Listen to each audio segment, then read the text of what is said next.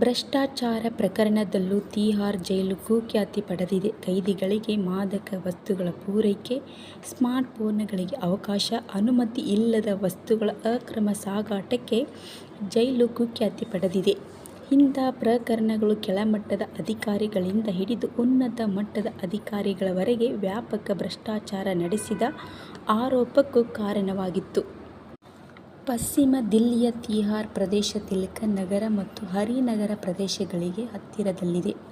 ಇಂದಿರಾ ಗಾಂಧಿ ಅಂತಾರಾಷ್ಟ್ರೀಯ ವಿಮಾನ ನಿಲ್ದಾಣವು 7-8 ಕಿಲೋಮೀಟರ್ ಸಮೀಪದಲ್ಲಿದೆ. ಗಣ್ಯಾತಿಗಣ್ಯರು ಓಡಾಡುವ ದಿಲ್ಲಿಯಲ್ಲಿ ಭದ್ರತೆ ದೊಡ್ಡ ಸವಾಲಾಗಿರುವ ಸಂದರ್ಭದಲ್ಲಿ ಕೈದಿಗಳ ನಿರ್ವಹಣೆಯು ಆಡಳಿತಕ್ಕೆ ಸವಾಲಾಗುತ್ತಿತ್ತು.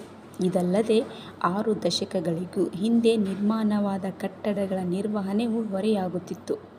ಕೈದಿಗಳಿಗೆ ಮೂಲ ಸೌಲಭ್ಯ ಕಲ್ಪಿಸಲು ಈ ಕಟ್ಟಡಗಳಲ್ಲಿ ಸಾಧ್ಯವಾಗುತ್ತಿರಲಿಲ್ಲ. ಇನ್ನು ಜೈಲಿನಲ್ಲಿ ಕುಖ್ಯಾತ ಕ್ರಿಮಿನಲ್ಗಳು ಭಯೋತ್ಪಾದಕರನ್ನು ಸೆಲ್ನಲ್ಲಿ ಇಟ್ಟಿರುವ ಕಾರಣ ಅವರೆಲ್ಲರಿಗೆ ಬಾಹ್ಯ ಸಂಪರ್ಕ ಸಿಗದಂತೆ ಮಾಡುವ ನಿಟ್ಟಿನಲ್ಲಿ ಜೈಲಿಗೆ ಮೊಬೈಲ್ ಜಾಮರ್ ಅಳವಡಿಸಲಾಗಿದೆ. ಇದು ಪರಿಸರದ ಸಾವಿರಾರು ಮಂದಿಯ ನಿತ್ಯ ವ್ಯವಹಾರದ ಮೇಲೆ ವ್ಯತಿರಿಕ್ತ ಪರಿಣಾಮ ಬೀರುತ್ತಿತ್ತು. ಡಿಜಿಟಲ್ ಯುಗದಲ್ಲೂ ಈ ಪರಿಸರದ ಮಂದಿಯನ್ನು ಎಲ್ಲ ಆಧುನಿಕ ವ್ಯವಸ್ಥೆಯಿಂದ ವಂಚಿತರಾಗುವಂತೆ ಮಾಡಿತ್ತು. ಈ ಹಿನ್ನೆಲೆಯಲ್ಲಿ ಜೈಲು ಸ್ಥಳಾಂತರದ ಬಗ್ಗೆ ದಶಕಗಳಿಂದ ಕೂಗು ಕೇಳಿ ಬರುತ್ತಾಯಿದೆ. ತಿಹಾರ್ ಜೈಲು ಭಾರತದ ಕುಖ್ಯಾತ ಆರೋಪಿಗಳಿಗೆ ಆಶ್ರಯ ಒದಗಿಸುವುದರ ಜತೆಯಲ್ಲಿ ರಾಜಕೀಯ ವಲಯದಲ್ಲಿ ಮುಂಚೂಣಿಯಲ್ಲಿದ್ದು, ಭ್ರಷ್ಟಾಚಾರ ಆರೋಪದಲ್ಲಿ ಬಂಧಿತರಾದವರನ್ನು ಇದೇ ಜೈಲಿನಲ್ಲಿ ಇಡಲಾಗಿತ್ತು.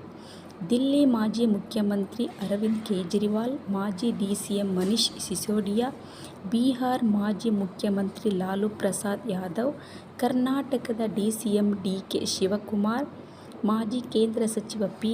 ಚಿದಂಬರಂ, ಭೂಗತ ಪಾತಕಿ ಛೋಟಾ ರಾಜನ್, ಅಂತಾರಾಷ್ಟ್ರೀಯ ಮಟ್ಟದ ಕುಖ್ಯಾತಿ ಹಂತಕ ಚಾರ್ಲ್ಸ್ ಶೋಭರಾಜ್, ದರೋಡೆಕೋರ ಲಾರೆನ್ಸ್ ಬಿಷ್ಣೋಯ್, ಭಯೋತ್ಪಾದಕ ಅಫ್ಜಲ್ ಗುರು, ಯಾಸೀನ್ ಭಟ್ಕಳ, ಕಾವೇರಿ ಪ್ರತ್ಯೇಕವಾದಿ ಮಕ್ಬೂಲ್ ಭಟ್, ಕೊಲೆ ಆರೋಪ ಹೊತ್ತಿದ್ದ ಒಲಿಂಪಿಯನ್ ಕುಸ್ತಿಪಟು ಸುಶೀಲ್ ಕುಮಾರ್ ಸೇರಿದಂತೆ ಅನೇಕರು ಇಲ್ಲೇ ಬಂಧಿಯಾಗಿದ್ದರು.